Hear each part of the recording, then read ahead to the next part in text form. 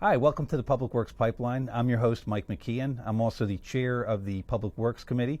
And with me today, special guest, Lower Merion Commissioner Josh Grimes. Josh, thank you for joining us today. It's my pleasure. All right, Josh is the Commissioner of Ward 2. I'm the Commissioner of Ward 3, so we have some sort of adjacent boundaries out there around Penn Valley. Yes. And Josh, just tell us a little bit about your background, your family. Okay, well, I'm a lawyer by profession, and I have been the Ward 2 Commissioner since 2015. I was appointed initially by the Board of Commissioners when my predecessor resigned, and then I was elected in 2017 and elected in 2015, right. And then re-elected in 2017, and then again just this last fall. And my wife is a Lower Merion native. We've lived in the township for 23 years, and we have two sons. Our older son is working in a physical therapy practice, and our younger son, who goes to University of Michigan, go Blue, is actually studying in Israel right now. But he's a junior at Michigan. All right, and then before you got involved with the Board of Commissioners, you were on the Zoning Hearing Board as an alternate? Yes, I was. Okay. I wanted to get involved in township activities, and there was a vacancy on the Zoning Hearing Board in the alternate position, which is how you typically start, because there's a lot to learn with the Zoning Board. And I was on there for 4 years until I asked to be appointed to the Board of Commissioners. And we're actually going through the process now in the township of adding more members to the zoning board because Right. a couple of people left. And to Right. your point, there were because a few members left, the alternates were moved up to full-time spots, and now we're trying to fill the alternate spots again, and then they'll likely move on as that goes. So, Right. and you got on the board originally through an interview process, right? Yes. That's the same way I did. I actually Yes. watched your interview back in 2000. I interviewed 2018. Yes. I watched yours in 15. Yeah. Hopefully you sweated less than I did. Well, when I went on, it was I think each commissioner was able to ask one question. Yes. There was no limit, I think, so you had a few Yes. commissioners cross-examining you Yes. with a lot of leading questions. Yes, So, and I was selected over two other very qualified candidates.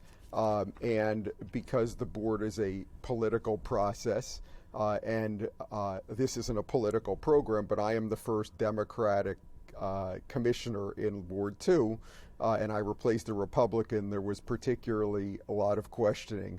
But you know what? It's good training. It's part of the process, and it all's well that ends as well, I guess. So yeah, I was just happy when I interviewed that the process was a little easier. Basically, you still have to run the gauntlet and go through all the commissioner questions from each commissioner, but it's not it could be a dozen questions from one commissioner. Was limited to one. So yes, Ward 2, we've got Gladwin, parts of Penn Valley.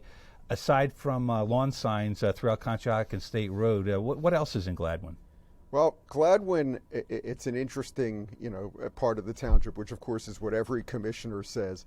And, there's a lot of open space. In fact, I think the unique part of Gladwin is that it's been preserved. Gladwin Village is a historic district in the township. And then we've got many of the township's larger parks, Rolling Hill Park, West Mill Creek Park is there, and then there's a number of other Flat Rock Park with the boat launch. So there's a lot of open space, and in fact it's a great thing. It's also a challenge to keep those accessible to our residents, keep them up in a proper way so that people can use them safely, and also so that there's not encroachment, because with development pressure is everywhere, and we don't want what's now a lot of open space and places people can go take a walk and breathe to turn into all sorts of larger developments, and we lose the character of that part of the township. So there's some historic things besides Rolling Hill Park and all that. We have Woodmont, which is the Peace Mission, the Palace Mission headquarters. A very divine yes, place, right? Right, yeah. Yes. The residents of Father Divine and Mother Divine, and where they're resting now, is on that. That's a beautiful property, the highest property in Montgomery County. in terms of elevation, and the house. If people haven't seen it, unfortunately, they have not been having tours of that house because of COVID, although I'm hoping maybe they'll resume. But they run tours generally in the spring, summer, and fall on Sundays, and the house is kept up magnificently. It's really something to see. And there's a great museum on Father Divine's life, which is just terrific. Just opened 3 or 4 years ago. And I encourage people to go see that. And that's back near sort of the Philadelphia Country Club and Riverbend, that area. Yes, okay. Yes. And you mentioned Riverbend is in Ward 2 also, which not only, even if you don't have kids, great hiking trails. We've got the Bridle Wild Trail Network, runs largely through parts of Gladwin, which, as people may know, is a private network you join. I'm a member of Bridle Wild, as are some other commissioners, but there's nobody checking at the door. Right. You know, of the trails, a really volunteer-maintained trail network. We've got some baseball fields, so there's really something for everybody. And I mean that everyone in the township to enjoy parts of that neighborhood. And then I shouldn't lessen the Penn Valley portion of my ward. Well, that's what I was going to ask too. Yes. Yeah, so you're actually not of Gladwin. You live in Penn Valley. That's right. I do personally. There's nothing wrong with that. I don't think so. But no, that's fine. There's the Oak Hill condominium complex is also in Ward 2. And so that's maybe amongst the largest residential complexes in the township. So there's diversity. And you push all the way just about to Welsh Valley Middle School. So if you want Welsh Valley, I'd be willing to slide that from Ward 3 to Ward 2. That's right. Let's talk about that offline. Yeah, that's right. Yeah. Thank you. I get all the parking challenges, as you know. So it's got something for everyone. As Commissioner O'Neill, I know, said in your last program, she said she has no commercial businesses in her district. I have one, I believe, which is the First Trust Bank in Gladwin Village, and as some may know, that's up for rent, that building, so I may soon join her with none, but I certainly hope that'll be put to good reuse. Wow. Yeah, and so I think Gladwin is really unique, as you said, and the main line in this area developed naturally through a train line, and those little towns where the train stations were grew over time. Gladwin's not on the train line. That's a rural area with farms really behind that, and I think because of that, that's one of the reasons it's been preserved. There's more open space, more farms, and it's just a little different than the rest of Lower Merion. Yes, although there used to be, and as people may know, Norfolk Southern runs the train line by River Road for freight. There used to be a station right at Mill Creek Road and River Road, and there you can sort of see the remnants.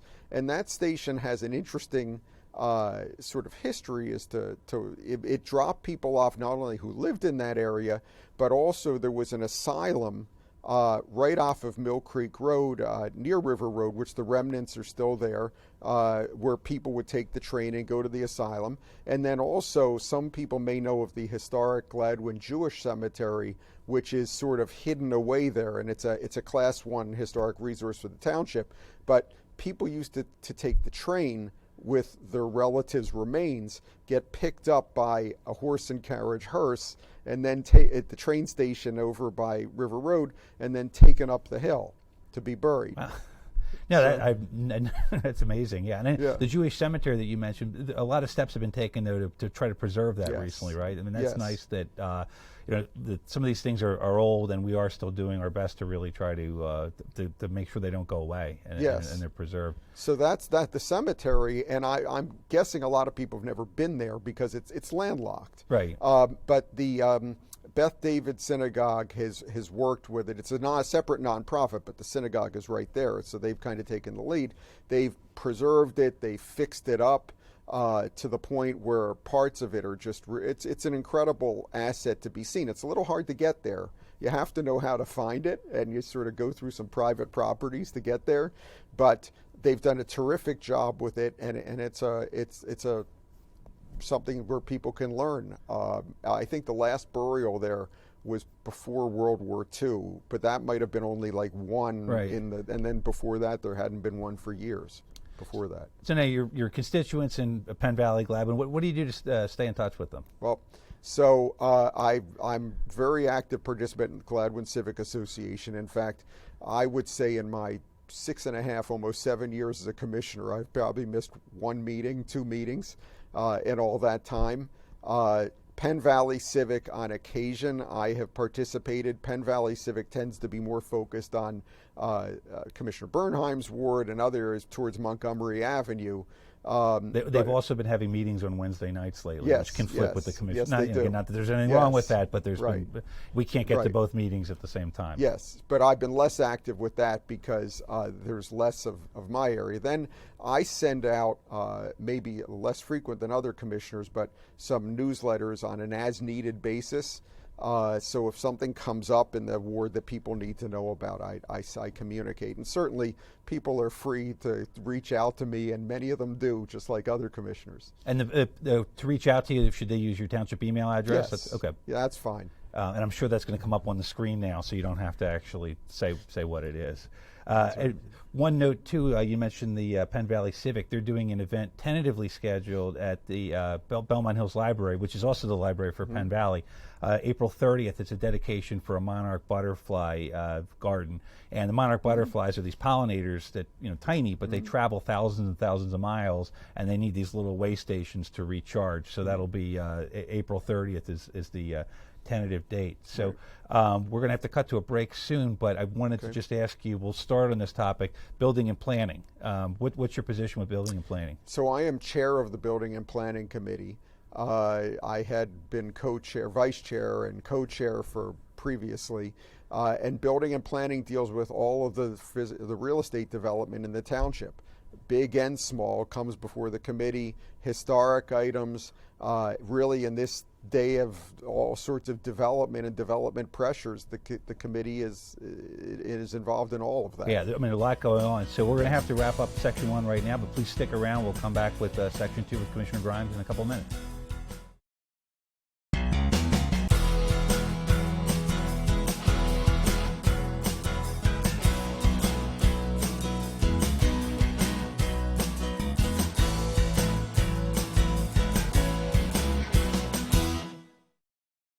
Hi, welcome back to the Public Works Pipeline. I'm your host, Mike McKeon, and we are back here with Commissioner Josh Grimes.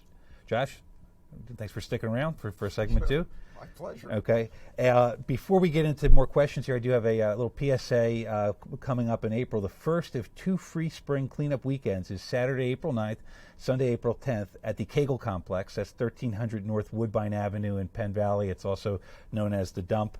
So that's from 9 a.m. to 4 p.m. Township residents can dispose of unwanted refuse, recyclables, household appliances, and trash free of charge. No construction no TVs or construction debris are permitted. So we're going to have another one later on, but this first one again is April 9th and 10th. And with that, Josh, do you happen to have any PSAs? Sure, but let me just say first, my mother-in-law lived right across from the Kegel Complex for about 60 years. So in my household, it is the Kegel Complex, not the Dump. So it's also the transfer station. The transfer station. It's a facility of many names. Exactly, exactly. But for real estate value purposes. Right, the Kegel Complex. Yes. Yeah. So Gladwin Cleanup Day, the annual event, will be back on April 2nd from 10 to 3, I believe, are the hours. And this is not just open for residents of Gladwin, but they clean things up areas of the neighborhood. Everything in the past, from the ramps coming off the expressway at Gladwin to the park areas. It's a really great effort. Been going on for years. It's been needed for years too. But anyone who wants to join in should contact Gladwin Civic Association. Oh, great. All right, when we cut for the break, we just started talking about building and planning. Yes. And this past week, I had the privilege of chairing a building and planning meeting. I don't know if I'll ever have that privilege again, but I think it went on 3.5 hours, just the portion that I chaired. So the respect I have for someone like you who chairs this meeting regularly with the preparation and the time, I mean, it's a heavy lift to say the least. So it's a little like herding cats, as they say. Yeah. What can you tell everybody in about a minute or two, just basically what it's like to be the chair for building and planning? Well, there's 2 facets. One part is leading the meetings, as you talked about, and commissioners and the public, who regularly participate, have a lot of different thoughts, and it's a challenge as with any subject to sort of corral them in an orderly fashion and make sure everybody's heard. But also there's the development part of it. When we look at another apartment complex, what is the impact of that complex going to be on the immediate neighborhood, on the township as a whole? If there's a commercial, we look at parking, we look at impact on traffic. And I have to say, some people think that we don't look at those things. There is an orderly method of how to do this under state code. Certain things we can look at. So, for instance, people say, why don't you just say no more apartments in the township? Well, it's illegal to have a moratorium on residential development, which is why we can't do that. It's more of a question of, does it fit within reasonable zoning laws? And the zoning laws have to allow for uses in the township. So we look at all the projects. We look at the information that comes in when state law requires, like traffic studies are required at a certain point, not necessarily at the first stage, like a tentative sketch plan.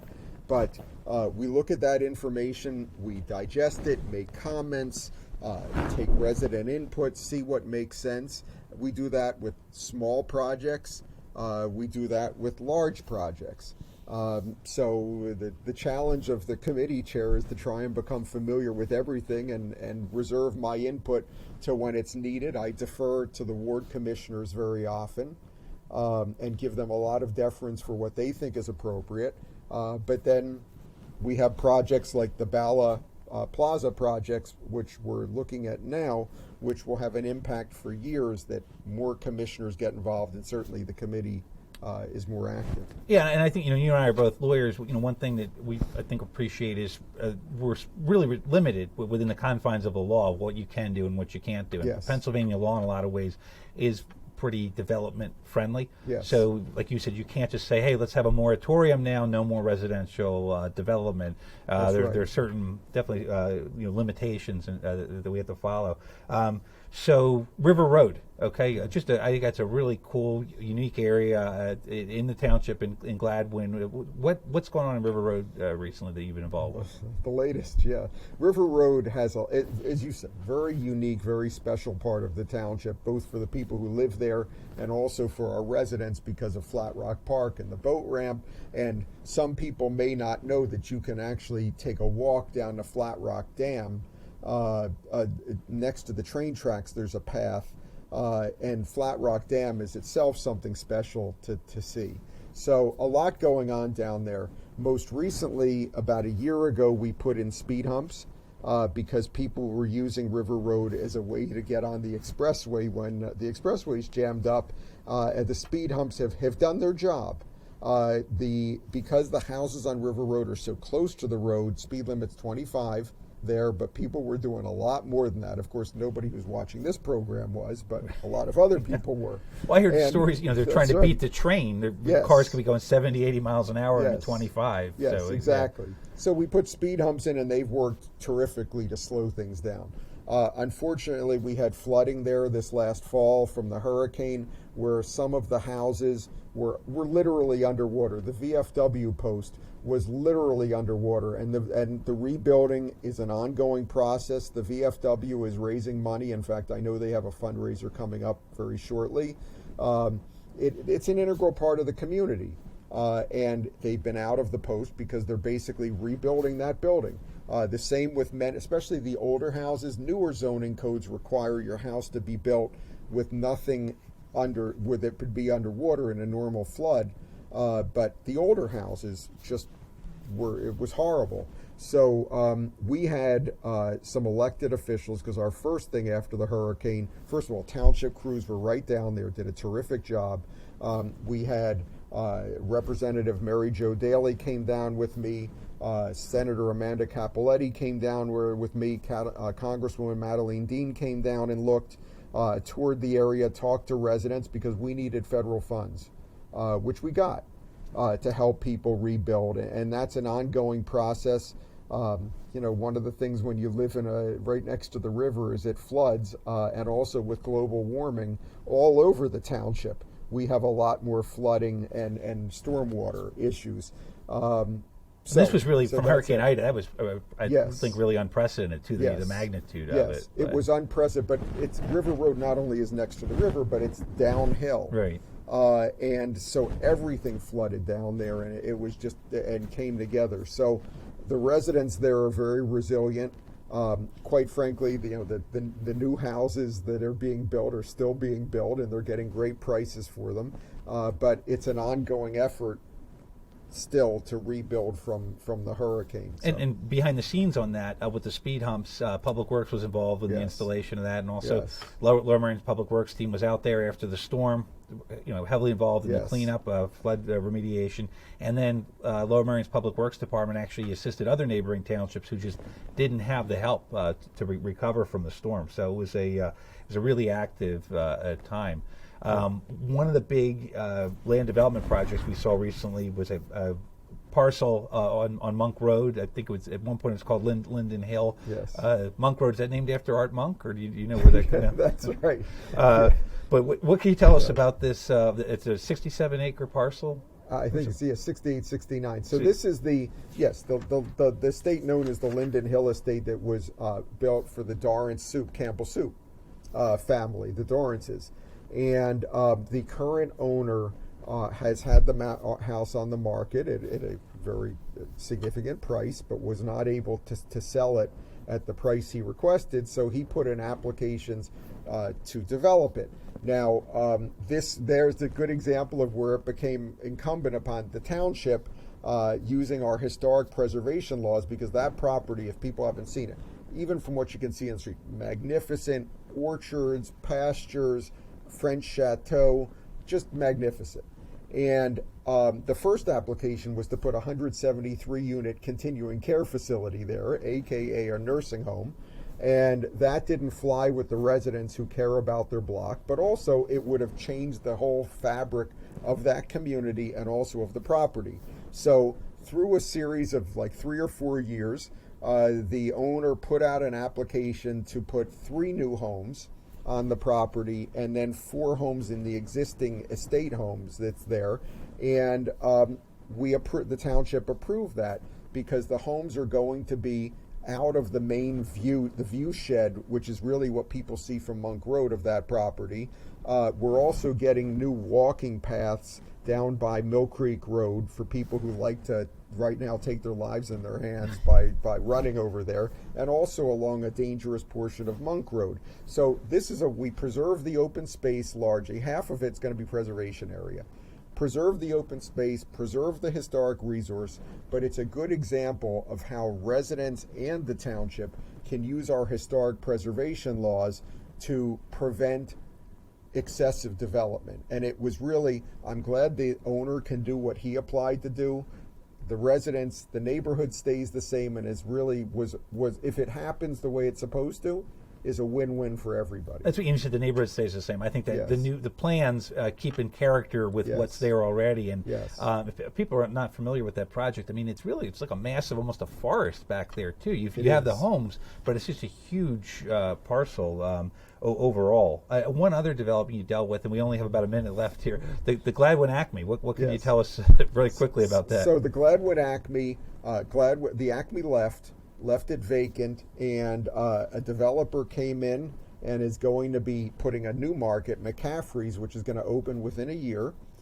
Keep the same framework. He's going to fix up the outside of the building, but keep it basically the same. We'll have a smaller, these days the way markets are, a smaller market there, and it's again another win for the community. But thanks to the neighborhood that didn't want more different development, that they stood up, and this will also end up a good way. But people need to advocate for their communities. Yeah, and I hope that new supermarket is supported too, because that's one of the things that you, as a resident, you have control. Some control over what happens if you like existing commercial properties. Support them, because otherwise they may leave, and if they leave, you don't know what could come in. Right. So Gladwin has lost in the few years. We've lost. PNC Bank closed. First Trust is leaving. The Acme left, because people bank online, and a lot of people do their shopping online. If you want these businesses to be there, you have to patronize them, and I'm confident McCaffrey's will do well. And but everybody from wherever you live in the township, once it opens, I hope you'll check it out. Yeah, absolutely. Well, that's all the time we have for today. But Josh, again, thank you very much for coming out today, and thank you everyone for watching. Thank you. Pleasure to be here.